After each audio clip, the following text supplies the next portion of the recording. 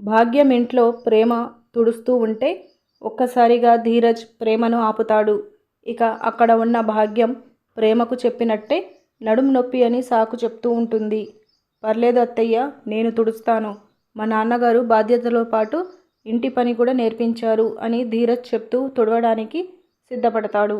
ఇక ప్రేమ ఆపుతూ ఉంటే పర్లేదు ప్రేమ, నీ వల్ల కాదు, నేను తుడుస్తాను అని ధీరజ్ తుడుస్తాడు. ప్రేమ ధీరజ్ని చూస్తూ ధీరజ్ ప్రేమలో పడిపోతుంది. కట్ చేస్తే నర్మద వాళ్ళు ఇంటి లోపలికి వచ్చాక బాబాయ్ గారికి వీడియో కాల్ చేయండి అని భాగ్యానికి ఫోన్ ఇచ్చి నర్మద గట్టిగా అడుగుతుంది. భాగ్యం ఏం చేయాలో అర్థం కాక దిక్కులు చూస్తూ ఉంటే సడన్గా మెట్లపై నుంచి రాగాలు తీస్తూ శ్రీవల్లి నాన్న వస్తాడు.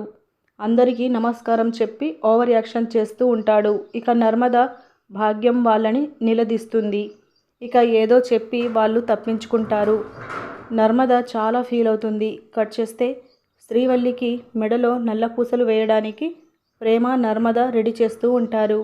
ఇక భాగ్యం నర్మదను కోపంగా చూస్తూ భాగ్యం పక్కనే ఉన్న ఒక ఆవిడతో ఏదో చెవిలో చెప్తుంది.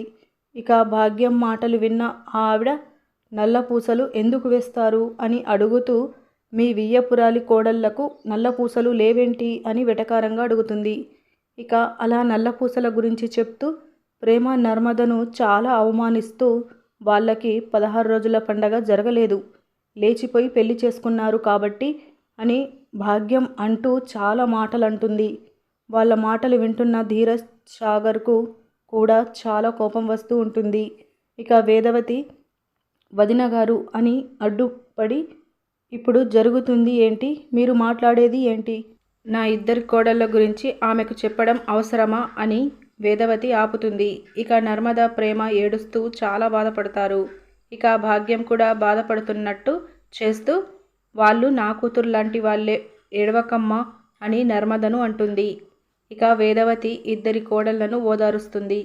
కట్ చేస్తే సోమవారం ప్రోమోలో అందరూ వేదవతి, చందు, శ్రీవల్లిని తీసుకొని ఇంటికి వస్తారు. అక్కడ రామరాజు మీతో పాటు ధీరజ్, ప్రేమ వచ్చారు కదా, వాళ్ళు ఎక్కడా అని అడుగుతాడు. వేదవతి వాళ్ళు బైక్లో వస్తున్నారు, మేము కారులో వచ్చామండి అని చెప్తుంది. అదే సమయంలో ధీరజ్, ప్రేమ ఆటోలో వస్తూ ఉంటారు. ఇక ప్రేమ చాలా అలసిపోయి ధీరజ్ భుజంపై పడుకుంటుంది. ఇక రామరాజు, వేదవతి మాట్లాడుకునే సమయంలోనే వాళ్ళు ఆటోలో వచ్చి దిగుతారు.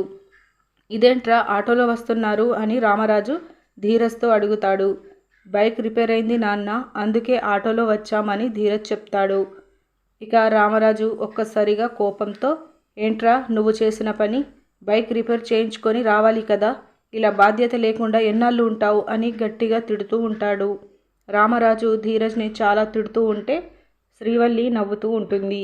ఇక ప్రేమ శ్రీవల్లి వైపు కోపంగా చూస్తూ ఉంటుంది. ఇలా మనకి చూపిస్తారు. ఇలాంటి డైలీ అప్డేట్స్ కోసం మన ఛానల్ని సబ్స్క్రైబ్ చేసుకోండి. Thank you.